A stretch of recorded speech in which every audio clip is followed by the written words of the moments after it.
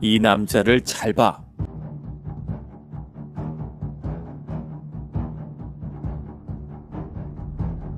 이 사람은 데니스 카푸스틴, 41세 러시아 자원봉사단의 지휘관이야. 블라디미르 푸틴은 그를 개인적인 적으로 여겨. 이 때문에 러시아는 그의 목에 50만 달러 현상금을 걸었어. 그러던 중 2025년 12월 27일에 러시아가 마침내 해냈어. 데니스 카푸스틴은 자포리자 지역에서 벤에 타려던 중 1인칭 시점 드론에 의해 사망했어. 드론의 카메라가 모든 것을 포착했어. 공격, 충격, 불타는 차량까지. 러시아는 그 영상을 받았고 사망을 확인한 뒤 50만 달러를 지불했어. 하지만 닷새 뒤인 2026년 1월 1일 데니스 카푸스틴은 우크라이나 정보국장 옆에서 살아있고 미소를 지으며 나타났어. 그리고 이 두 순간 사이에 벌어진 일은 우크라이나 전쟁에서 가장 뛰어난 정보 작전 중 하나야. 계속 시청해줘. 우리가 이 놀라운 이야기의 모든 세부 사항을 설명해 줄 테니까.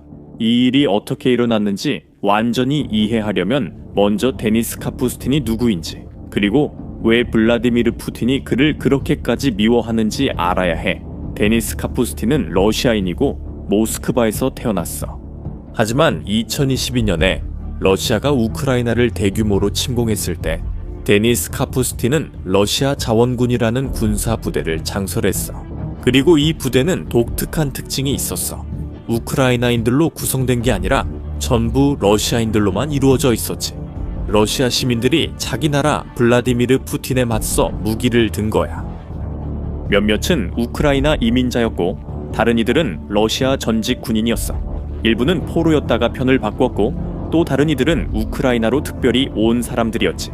목표는 러시아 자원군에 합류해서 푸틴에 맞서 싸우는 거였어. 이 부대의 공식적인 목표는 분명했어.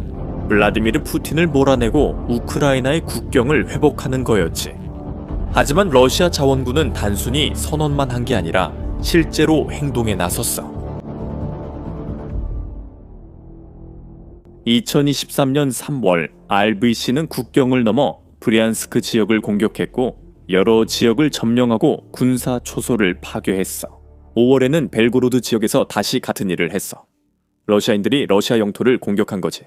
크렘린에게 이것은 단순한 군사적 패배가 아니라 굴욕이었어. 러시아 국민들에게 러시아인들이 러시아를 공격하고 있다는 사실을 어떻게 설명할 수 있었을까? 블라디미르 푸틴은 데니스 카푸스틴에게 집착하게 됐어. 그때였어. 2023년 3월에 러시아는 카푸스틴을 특별 명단인 연방 테러리스트 및 극단주의자 명단에 올렸어. 그 명단에 오르는 건 아무도 원하지 않아. 왜냐하면 그건 종신형을 의미하거든. 러시아 군사법원은 카푸스틴에게 종신형을 선고했지만 그는 우크라이나에 있어서 러시아 사법당국의 손이 닿지 않는 곳에 있었어. 그래서 러시아는 다른 조치를 취하기로 결정했어. 러시아 비밀정보국은 어떤 대가를 치르더라도 데니스 카푸스틴을 제거하라는 명령을 받았어. 하지만 푸틴은 단순히 죽이길 원한 게 아니었어. 그는 증거와 절대적 확신을 원했지. 그래서 러시아는 평소와는 다른 일을 했어. 그들은 데니스 카푸스틴을 죽이고 그가 죽었다는 증거를 가져오는 사람에게 50만 달러의 현상금을 걸었어. 이건 적은 금액이 아니야. 이 정도 돈이면 경험 많은 전문 암살자들, 엄청난 위험을 감수할 각오가 된 사람들이 관심을 가질 만한 금액이지. 그리고 그런 일이 실제로 일어났어. 우크라이나 군 정보기관, 즉 HUR로 알려진 곳에서 뭔가를 감지하기 시작했어.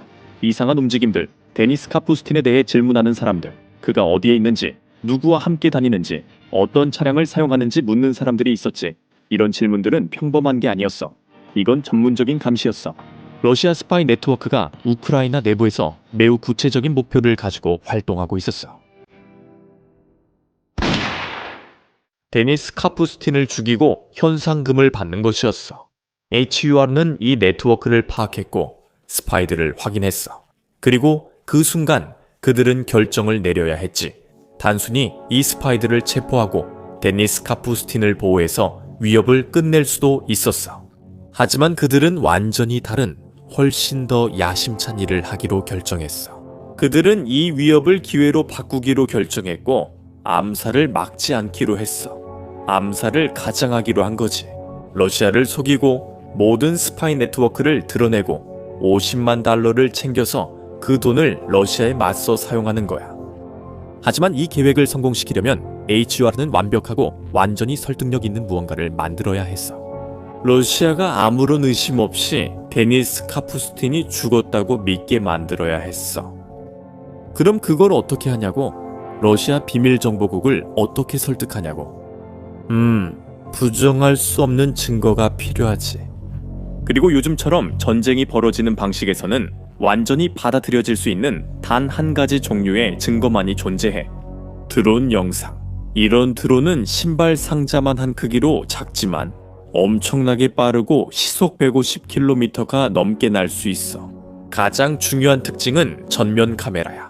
이 카메라는 조종사에게 실시간으로 영상을 전송해서 조종사는 드론이 보는 것을 지연 없이 똑같이 볼 수 있어.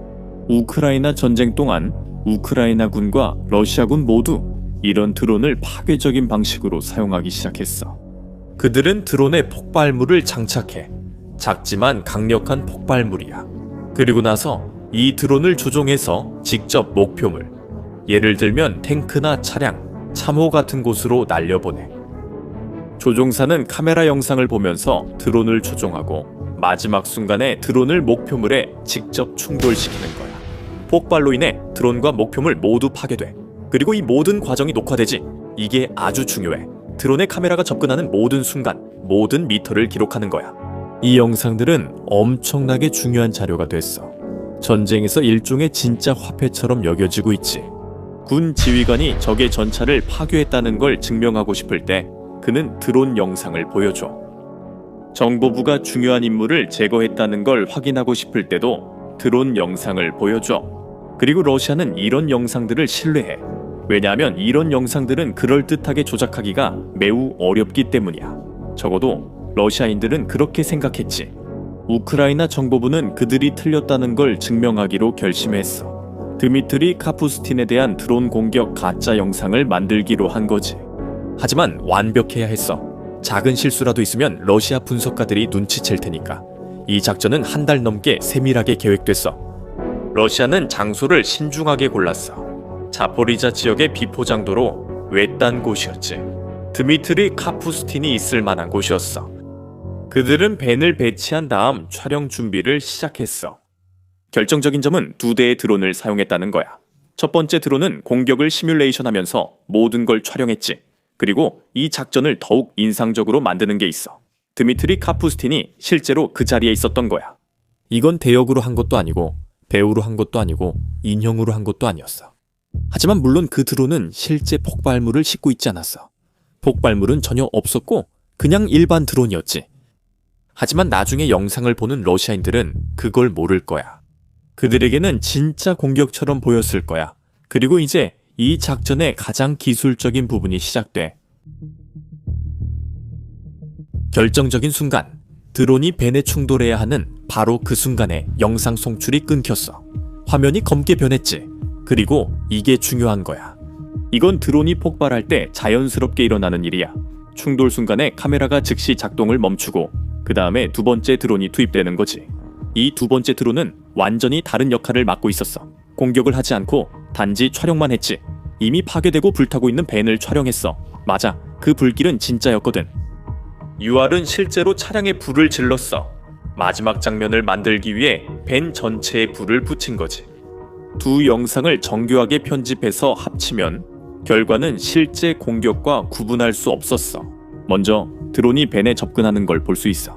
데니스 카푸스틴이 문을 여는 것도 보이고 그가 차량에 타는 것도 보여. 드론이 점점 더 가까워지는 것도 볼 수 있지. 그리고 나서 충돌이 일어나. 화면이 검게 변하고 컷. 두 번째 영상에서는 벤이 불타고 있고 완전히 파괴된 모습이야. 이게 연출된 거라는 걸 몰랐다면 주저없이 믿었을 거야.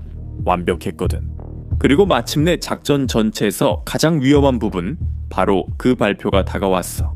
2025년 12월 27일 러시아 자원봉사단 자체에서 공식 성명을 발표했어.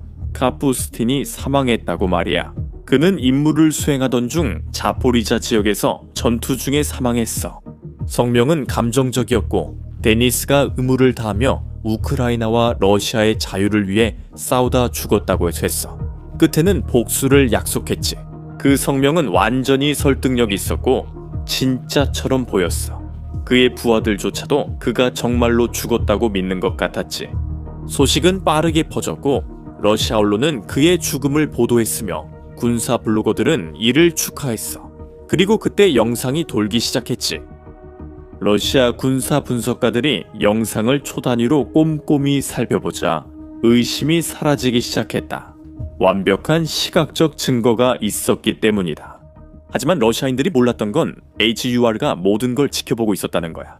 그들은 누가 영상을 보고 있는지, 누가 공유하고 있는지, 그리고 더 중요한 건 누가 그 죽음에 대한 공을 차지하려고 하는지 모두 감시하고 있었어. 왜냐하면 기억해 50만 달러가 걸려 있었거든. 러시아 스파이들은 이제 상사들에게 임무를 완수했다는 걸 증명해야 했어. 그들은 데니스 카푸스틴이 죽었다는 걸 보여줘야 했고 HUR는 그게 가능하도록 허락했지. 그들은 일부러 그 영상이 적절한 사람들에게 전달되도록 했고 러시아 스파이들이 그걸 상사에게 보내도록 허락했으며 암살의 공을 자신들이 차지하도록 허락했어. 그러다 아주 특별한 일이 일어났어. 러시아는 50만 달러를 지불했고 그 돈은 아마 비트코인 같은 디지털 화폐를 사용해서 추적을 피하려고 송금됐어. 그리고 HUR는 그걸 기다리고 있었지. 그들은 그 돈을 가로채서 압수했어. 러시아가 제공했던 50만 달러가 이제 우크라이나 정보기관의 금고에 들어간 거지. 그 순간 작전은 사실상 끝났어. HUR은 거기서 멈출 수도 있었지만 그들은 더 나아가기로 했어. 훨씬 더 멀리. 그들은 전 세계 앞에서 러시아를 공개적으로 망신 주기로 결정했지. Пане командир, бажаю здоров'я. Доповідаю, що нами було 2026년 1월 1일 카푸스틴의 사망 발표가 있은 지 정확히 닷새 뒤에 HUR은 영상을 공개했어. 그 영상은 모두를 충격에 빠뜨렸어. 영상에는 한 사무실이 나왔고 그 사무실에는 우크라이나 군 정보국장 키릴 부다노프가 있었어. 그는 10번이 넘는 암살 시도에서 살아남았고 전투에서 여러 번 부상을 입은 남자야. 그리고 그의 옆에는 데니스 카푸스틴이 앉아 있었어. 그는 미소를 지으며 완전히 살아있고 건강해 보였지. 불과 5일 전에 죽었다고 알려졌던 그 남자 말이야. 부다노프는 카메라를 향해 직접 명확하고 직설적으로 말했다. 그는 한 달이 넘는 기간 동안 HUR이 복잡한 특수 작전을 수행해왔다고 설명했어. 블라디미르 푸틴이 개인적인 적으로 여기는 남자 데니스 카푸스틴의 목숨이 구해졌고 암살 계획에 연루된 인물들의 네트워크가 드러났다고 했어. 그리고 러시아가 현상금으로 내걸었던 50만 달러는 이제 우크라이나 정보기관의 금고에 들어가 있다고 했어. 그리고 그때 부다노프가 더욱 놀라운 말을 했어. 그 돈은 우크라이나 특수부대를 강화하는 데 사용될 거라고 했어. 그 돈은 더 많은 드론 구입에 쓰인다고 했어. 그 드론들은 가짜 영상 제작에 사용된 것과 같은 종류였어. 그 아이러니는 정말 참담했어. 러시아는 본질적으로 자기 자신을 공격하는 데 쓰일 무기를 자금 지원한 셈이었어. 50만 달러면 우크라이나는 1000대가 넘는 드론을 살 수 있어. 드론 한 대당 400에서 500달러 정도 하거든. 1000대의 새 드론이면 수백 대의 장갑차를 파괴하고 전투 전체의 판도를 바꿀 수 있어. 러시아의 반응은 충격과 분노였어. 블로거들은 자신의 게시물을 삭제했지. 러시아 정보기관에 대한 신뢰도 흔들렸어. 그리고 이게 바로 우크라이나가 원했던 거야. 정보전에서는 적의 신뢰를 무너뜨리는 것이 핵심이지만 이번 작전은 그보다 훨씬 더 큰 결과를 가져왔어. 이 작전은 우크라이나의 정치를 바꿔놓았어. 2026년 1월 1일이라는 날짜에 주목해. 그날이 바로 키릴 부다노프가 전 세계에 그 작전을 공개한 날이었어. 그리고 단 하루 뒤인 2026년 1월 2일 우크라이나 대통령 볼로디미르 젤렌스키가 공식 발표를 했어. 부다노프는 대통령 비서실장으로 승진했어. 이 자리는 우크라이나에서 가장 강력한 직책 중 하나로 사실상 나라에서 두 번째로 강력한 인물이 된 거지. 카푸스틴 작전은 본질적으로 부다노프의 역량을 최종적으로 보여주는 시범이었어. 그가 이 단 한 번의 작전으로 무엇을 이뤄냈는지 생각해봐. 그는 단순히 한 생명을 구한 것이 아니라 암살 위협을 여러 겹의 전략적 승리로 바꿔놓았어. 데니스 카푸스틴에게 이 작전은 또 다른 날을 위해 살아남아 싸울 수 있다는 의미였어. 그는 여전히 러시아 자원군의 지휘관으로 활동하고 있으며 계속해서 러시아를 상대로 작전을 계획하고 있어. 그리고 이제 그는 자신만의 이야기를 가지고 있어. 그 이야기는 그를 거의 전설적인 인물로 만들었지. 죽었다가 다시 살아난 남자, 블라디미르 푸틴을 직접 속인 남자 말이야. 그리고 50만 달러는 그 돈은 부다노프가 약속한 대로 정확히 드론을 사는 데 사용되고 있어. 아리율은 공식적으로 그 자금이 티무르 특수부대에 배정되었다고 발표했어. 이 부대는 러시아 자원봉사단이 활동하는 부대야. 이 드론들은 앞으로 있을 우크라이나 군사작전에 사용될 거야. 이 작전은 현대전이 실제로 어떻게 작동하는지 완벽하게 보여줘.